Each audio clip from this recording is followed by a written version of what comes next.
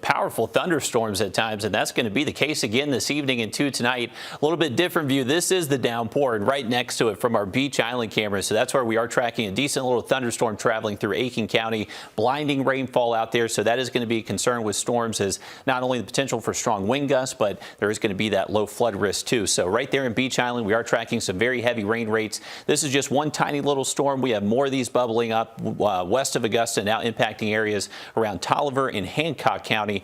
Now, this is just some very bubbly little storms that are popping up ahead of our main event that is still anticipated to show up later this evening and tonight. So we actually just got issued a new severe thunderstorm watch just north of the CS array that stays in effect until 11 p.m. So the Weather Service is seeing that our atmosphere is prime time to see these severe storms really continue to maintain their strength. Looking at our convective energy out there, you can see it is very high across the region. So there's a lot of fuel to help keep these storms on the stronger side.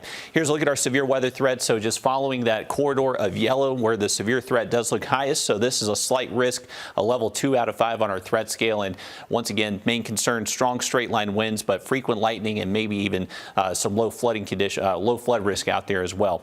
Here's a look at it. So maybe a storm or two bubbles up ahead of this main event that should show up most likely an hour or so before sunset. So I would say between 7 and 8, starting to approach our northern counties, getting closer to I-20 just a little bit after that, and then should be completely south of the CS array once we get a little bit past midnight tonight. So there's going to be a good window to where we're tracking those strong storms traveling north to south through the area. Just make sure you have that First Alert weather app downloaded so you can get those alerts for your location. Once we get into Wednesday, I would imagine there's going to be the potential for another round of storms at some point. The tricky part is those storms in that complex haven't even formed just yet. So it's going to be tough for these models to kind of time out exact timing of it, and that will impact our high temperatures as well tomorrow. But the First Alert is in effect for everybody the rest of tonight, and we are looking at a pretty decent chance to see some strong storms. So definitely stay weather aware. We'll have that opportunity for more storms Wednesday, but it looks like Thursday into Friday will be in a slightly drier weather pattern before more storms do show up heading into the weekend.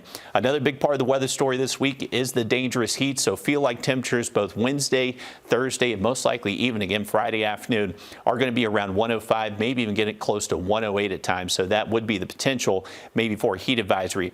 Want to give you a quick update on the tropics again. Now up to 60% chance of this tropical wave developing maybe into a named system. And right now some models are hinting that we could see a tropical depression, maybe even a tropical storm just off the southeast coast as we head late into this weekend and early next week. Right now, no model I'm looking at really shows huge impacts for us here in the CS array, but we'll continue to watch it. Remember, First Alert in effect the rest of this evening for those strong storms. Thank you, Riley, for the heads up.